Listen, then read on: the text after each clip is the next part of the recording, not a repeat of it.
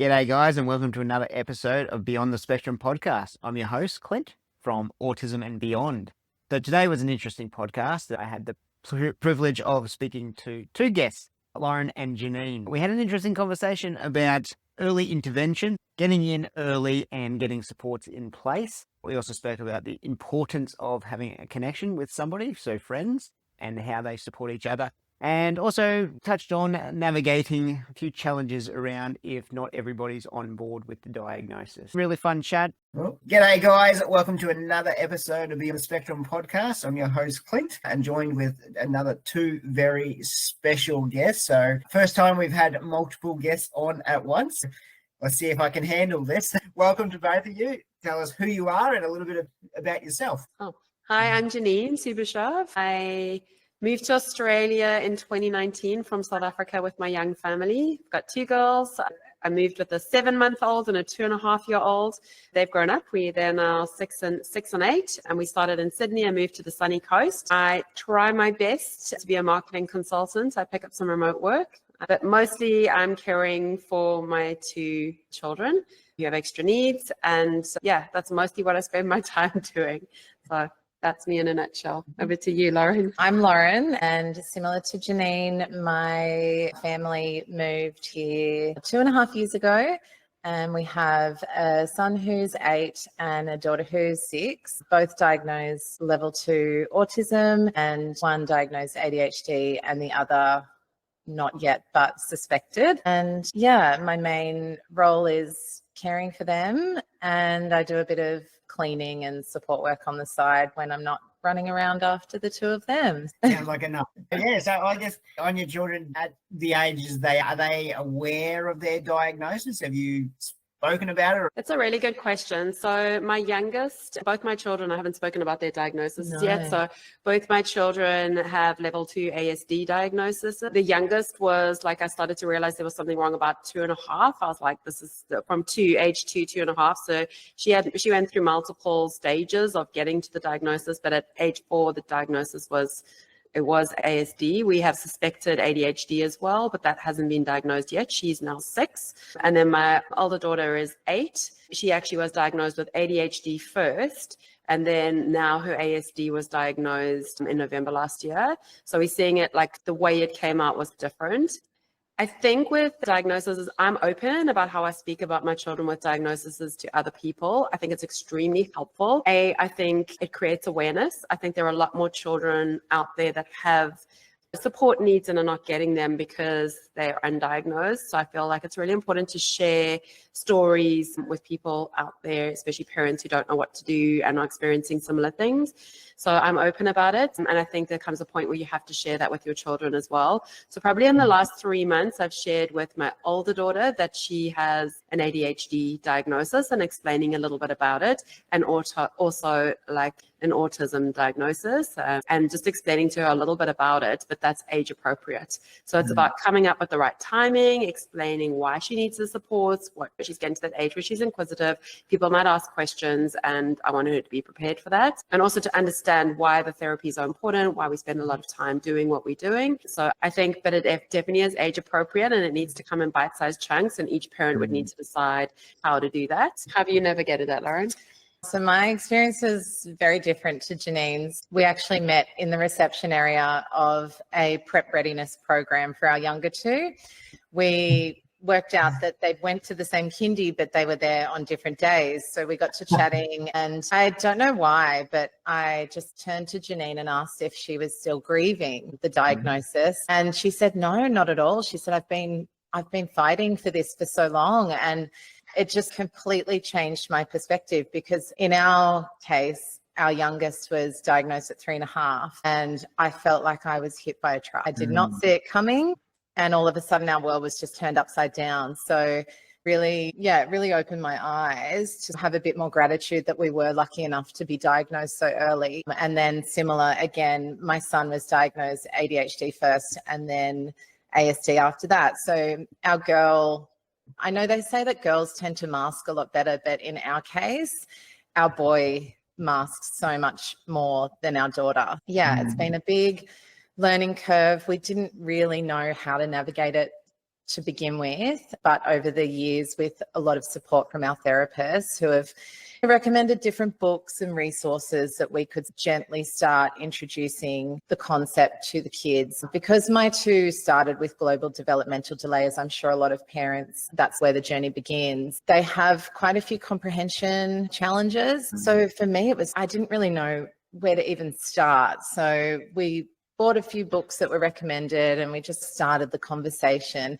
And I remember one night we were sitting as a family and I said, oh, who in our family has autism? And my daughter Phoebe turned around and went, not me, like this. And we all just started laughing. So yeah, again, gently, age appropriate, and for the exact reason that I want my children to be able to advocate for themselves, to put their hand up and say, you know, this is hard for me and I need help. So yeah, I think, but it's a tricky one to navigate. Yeah, no. Also, like there is a lot of stigma out there, and there's a lot of often with sitting with the parents rather than the kids, and also just I think something else that we encounter as well is both parents are not always on the same page. So sharing diagnoses and speaking about it in the family setting is really tricky because my husband doesn't agree on the diagnoses, but they're there and they've been provided by highly skilled medical professionals. So it's really hard to chat to your kids about it when you're both not on the same page. So I think that's something tough to navigate, and you really have to be careful when you're talking to your children about it. So yeah, just another thing to think about. But I do have to also say, sorry to interject. Yeah, right. I feel like another reason to be open about the diagnosis is the best supports that I've got, no one child is the same as the other. The supports that work for one don't necessarily work for another. So I feel like the best information that I've gathered and the things that really work have come from my community of people that I've built up by being open about it. Yeah. So honestly, like Lauren's given me so much to think about and different things to try, but I've spoken to countless people, and that's because we're willing to talk about it. Yeah. I love that. I just curious, did you find the whole thing about girls are harder to diagnose, did you find that you had to fight harder for a diagnosis there, or was it most definitely in my case? So both my children are incredibly intelligent. They don't have motor skill issues whatsoever, but they struggle emotionally and they struggle socially. And it was a lot of like lights and sounds and noise and people looking at them and people interacting with adults, and just very high stimulus environments caused absolute fallout. So the load was just too big, especially on my younger one. But a lot of what was happening, she masked incredibly well, and it was me that saw it. So in the beginning, it was really hard to advocate for her because I was the only one that was seeing it, and she was taking it out on me, and I'd be looking after her, and she would just suddenly just spin out of control. But I was the main person who'd seen it. But as I got more medical professionals on board and they did thorough testing and like things that didn't require my opinion at all, they were saying straight away, Janine, definitely we can see what you're seeing. But where I struggled the most was actually in the school environment, trying to advocate for my child when no one else saw it, but I needed supports for her, needed an NDIS plan, and needed support in school. We had her at one of the kindies on the coast, and I had to move her because they refused to give her support in class. They refused to help, and they're like, there's nothing wrong with her, she's fine. So she would mask, and then break down. And then we just found like there were certain things you can fight and certain places to advocate, and then there are times when you just need to find a more suitable environment. So we moved her to another kindy where she was given straight away. The teacher was like, oh, absolutely, we'll get a support worker in for you in the class. She'll get supported. We'll start on shorter days. But they just understood it and supported it.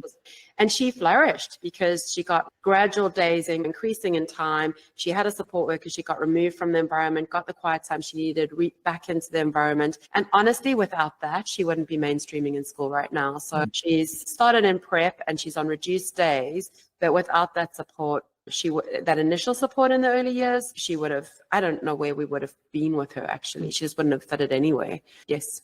It's a bit of an extension on the question you asked me, but yeah, no, I was just wondering about that because that's the common thing is the girls just coast on by because they're so good at the masking, and quite often it goes unnoticed for a lot of people.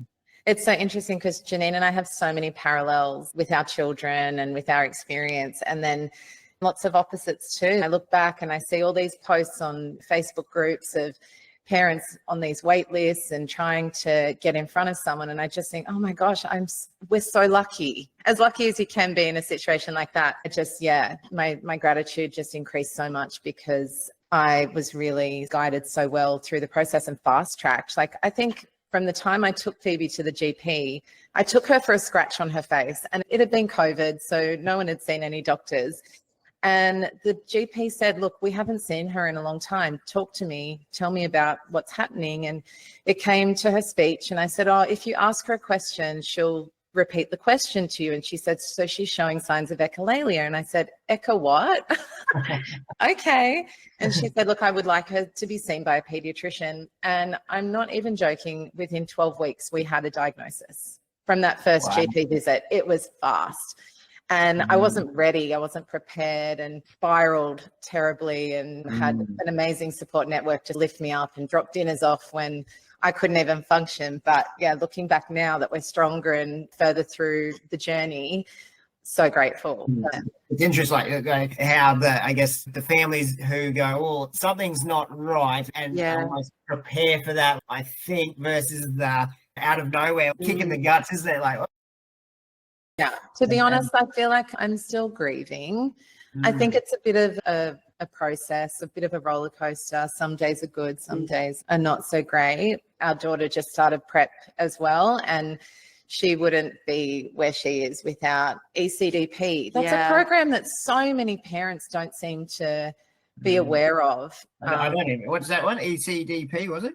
Early Childhood Development Program. Right.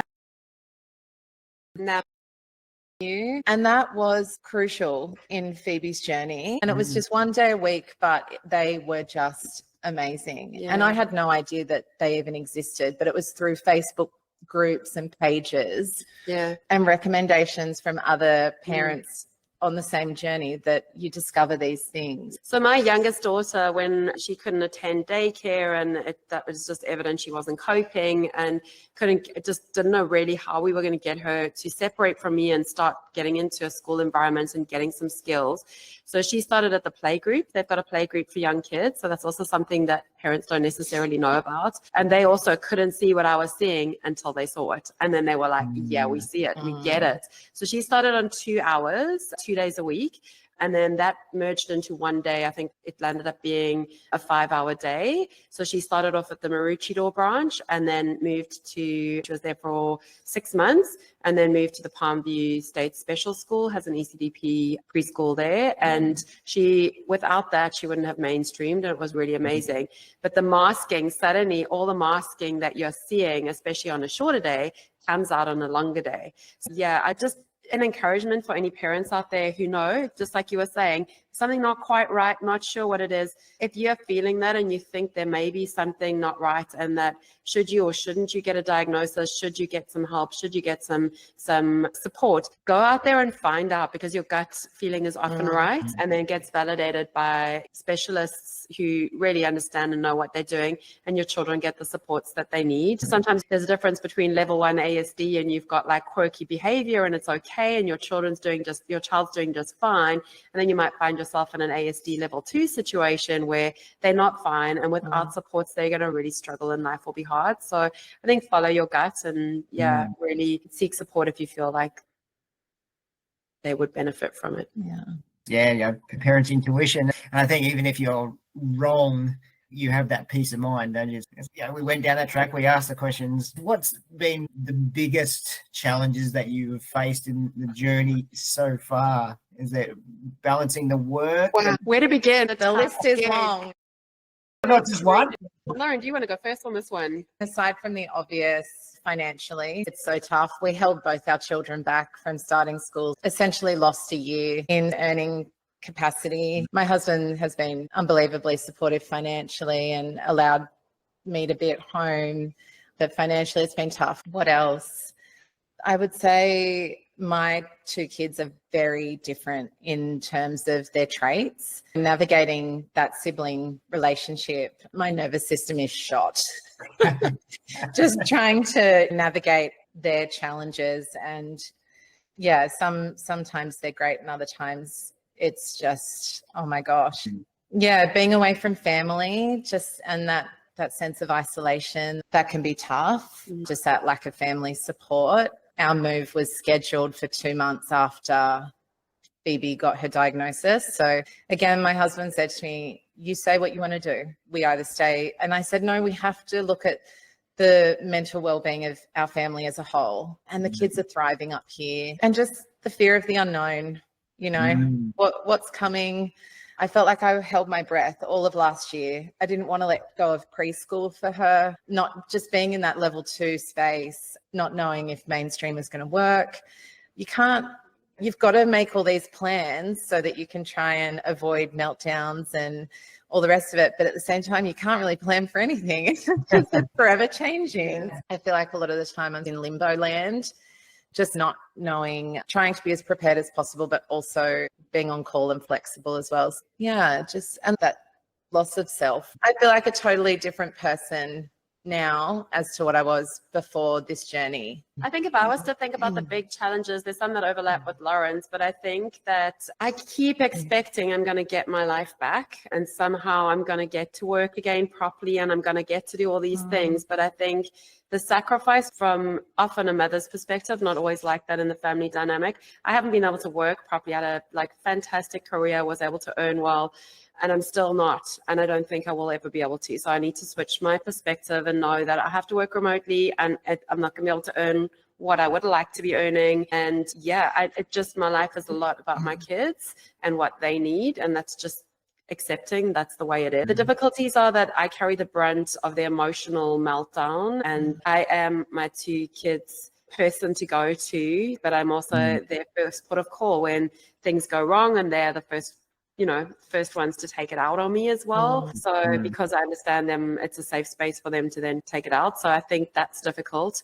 Navigating the school system was really tricky. What to do, where to go, how to find supports. And mainstreaming was a huge issue for me for my youngest child, like how to get her the supports that she needs so that she could mainstream in school.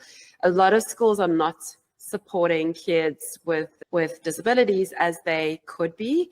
So I think it's really useful to know a bit about that and know that small schools maybe have less resourcing, but larger schools that often you'd think weren't suitable for your child because they're bigger actually have better resourcing and better supports for children with extra needs. And my kids are at a government school, which actually has better resourcing than the private schools did. I looked at it all. We started the transition from ECDP and my daughter repeated, and then we started that transition a year in advance.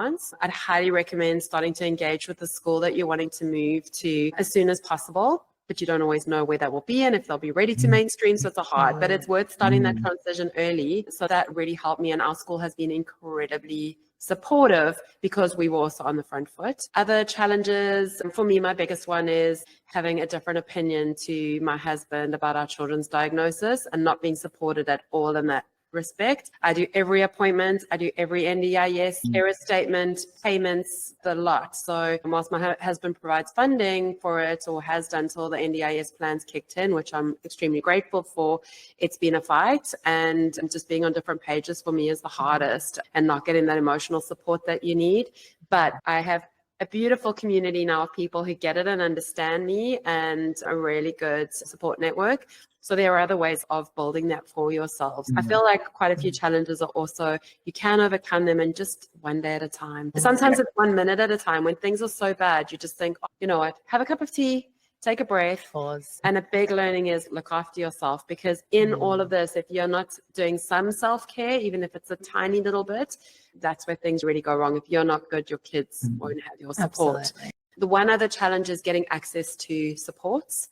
Even if you know you need I can't get a speech therapist at the moment for my youngest, and you have to lobby and lobby. But if you lobby right and you're kind and talk to a receptionist like every second week, give them a call, be kind, be nice, but just explain your situation. Often that gets you where you need to go. So you have to be really persistent. Even if you don't have energy, you have to find it, and things get better when the supports are in place. I love that. My next question was the self-care, because again, I think I see it from the support side of things where I come in, and the parents are so focused on the kids, and the old analogy, the plane's going down, you got to put your oxygen mask on first, otherwise I never understood that until I had children. I was like, that's ridiculous. So what is, if any, what are some of your quick, simple self-care tips? Is it reading a book or sitting outside, or what can you squeeze in when you can? My thing is op shopping. It's my zone out, just find a bargain. And it's something that I've been doing for a little while and really enjoy. And my other self-care is, my husband always says to me, go get out of the house, I'll handle the kids. I said, I actually love being at home, and I'd love if you take the kids out and leave me here so I can potter and put some music on and light a candle and be in the space without my nervous system just all over the place. But I also only recently started doing some parent coaching sessions with a psychologist, and also regular check-ins with my children's OT. And they have both really assured me that they see how crucial it is for not only the children to be supported, but the parents equally as well, because the bulk of it is happening at home, and we need to be supported in order to be able to help our children. So they really work on sort of regulation tools with me and just give that insight as to what might be behind the kids' behavior in that moment, because it's so easy to get caught up in that moment. And then after the fact, you go, oh my gosh, they were hungry, or they were tired, or they'd had a huge day, or they didn't sleep properly last night. So I think if anyone has the ability to have check-ins with a psychologist or your children's therapist to also support you, it is absolutely life-changing. For sure. Yeah, I love that. Something I've started to do a couple of times is take the parents out for a coffee. Just that coffee chat, and just let's step away from everything. Let's just catch up for a coffee and do that non-parenting thing. And Janine and I do that together as well. We try, I'd say once a quarter. Yeah. We book in a dinner or a lunch where we just catch up, and I find that so beneficial. Yeah. That's definitely some self-care there as well. Found a good one. Very lucky. But it's all about building that community, finding your village, your ASD village specifically. I think for me, the self-care things, in the beginning, we had no money. So a lot of parents will be struggling with the finances, and it's a big impact. But there's a lot you can do for yourself for free. So I had to advocate hard in my household because my husband provides financially and provided the full load for a long time, the bulk of it, which is a huge contribution, which I really value. But I also had to fight for me getting some downtime, me getting a walk with my dogs, me getting out. So my big love is walking my dogs at the beach. So I now have 2 days a week. Often it's only one, sometimes it's 0, getting out, and I get that time. Otherwise, I just get out and 15 minutes, like just get a walk, I think exercise is crucial. So all those things we know about, a nice warm bath, just getting a beautiful cup of coffee, and just those 15 minutes to yourself, just take a chance to breathe. And then some more stuff, like I have a psychologist that I've been seeing for the last 3 years. And like Lauren, I now do a lot of parent sessions with the specialist team, psychologists and the OTs that the kids meet with, and get a lot of support from them. But I think having my own psychologist has been extremely helpful in this journey, especially where I felt like quite alone, and just getting some guidance of how to navigate, how to self-care, breathing, taking time out, those skills have been invaluable. And then just getting a dinner or a lunch if you can't. My kids can't separate from me easily. Often I'll say, no, Lauren and I will have planned to meet in the evening. I'll be like, my kids can't separate this week. They just cannot do it. And we're like, great, we'll do a lunch. So it's just find a moment and book some things in the diary, even if they're far off. Yeah. So anything that you feel gives you that little bit of a breath of. Absolutely. And I think also the occasional night or two away, like my husband and I have not had a night away since our son was born, so 8 years. We have always been the type of family that sort of divide and conquer. We prefer to have our children in our care if we can for majority of the time, especially in those earlier years where they're not quite able to communicate their needs. It's also something that I think a lot of parents can relate to. I don't like to ask anyone because it's a bit of an extra load. So there's only a few people, even my parents, I struggle. They're actually babysitting our kids. We're going to Sydney tomorrow and they're babysitting tomorrow night. And my anxiety is they're 6 and 8, and my parents keep reassuring me, we've got this. We know your children so well, and they couldn't be in safer hands. I think it's, relinquishing a little bit of that control in order to fill your own cup. So hopefully, a night or two away, if it's not together, then on your own or with a girlfriend, or it's so important just to have more than a 2-hour time frame of time out. Is really important. Something else that I did that was really helpful is my kids won't separate from me. So going out is a big deal. Their anxiety just goes off the scales, and it's not even worth it. Like the one time I went for a walk and I went out the house and my youngest found out that I'd gone round the block with the dog. I heard her screaming down the road on the other side of the block. I could hear her. And that level of distress didn't make going for a walk worth it for me. But what I did find is getting a support worker in the home, getting a therapy assistant. So your occupational therapist, for some people who don't know that, can put a therapy assistant in your home, and then having someone in the home. So I could have a bath, have a cup of coffee, but not leave them. I was there. So that's also possible. There's all these things are possible, and you find out by chatting to people and working things out. But that was how I got going with a bit of self-care in the beginning. So I highly recommend that. Good to see that you guys are looking after yourself the best that you can and looking fresh. Oh, it's all smoke and mirrors. No. I think I know the answer to the next question because I'm really smart, but I'm going to ask it anyway. If parents or families were just starting on this journey, like they've just got the diagnosis, say, yesterday or today, what would your advice be to them? Mine would be, don't do what I did. And that's try and do everything all at once and end up spiraling. Like I was Googling, what kind of job will my ASD level 2 child have when they grow up? Like I really spiraled. Don't do anything.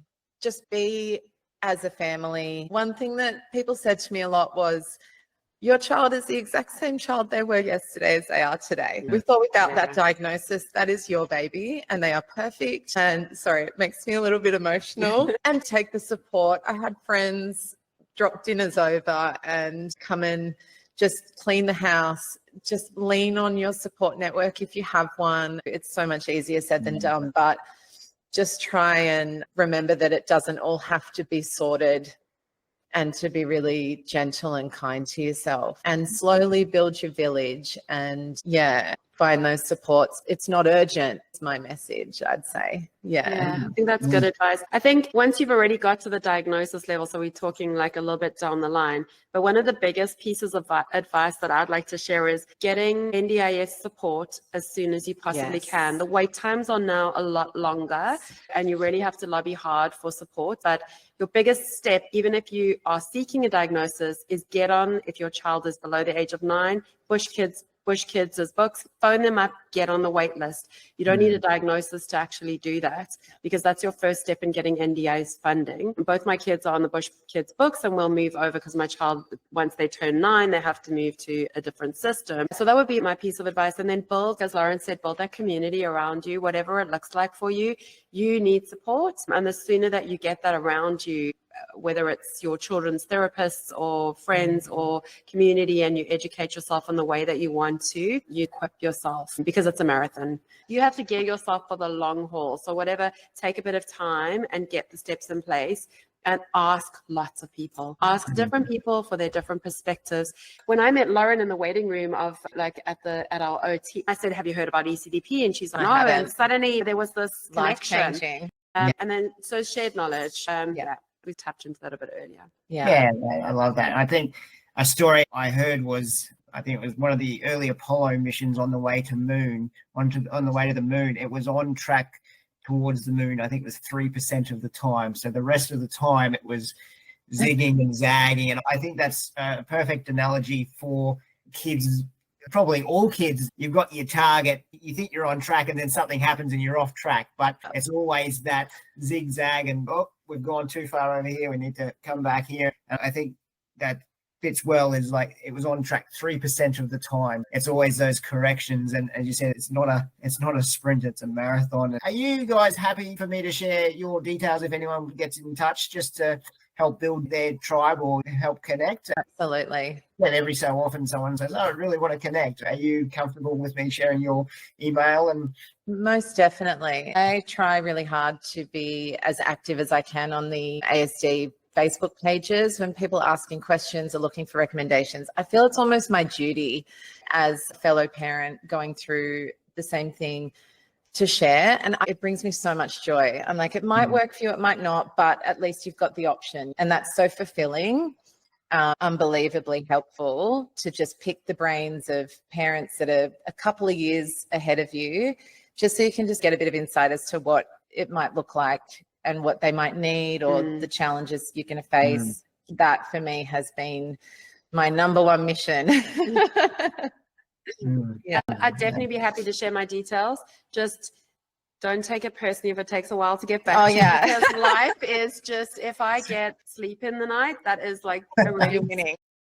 unheard of. I'm juggling so much. So I think that's the other thing you need to know. Your group needs to be wide because everybody is so stretched. And understanding. But yes, I also, like Lauren, feel like it's an obligation, and I'm happy to do it because I want to do it, because I feel like it's liberating when you get that input into your life. amazing. Well, thank you very much for your time. I do value the time, obviously, to spend with me.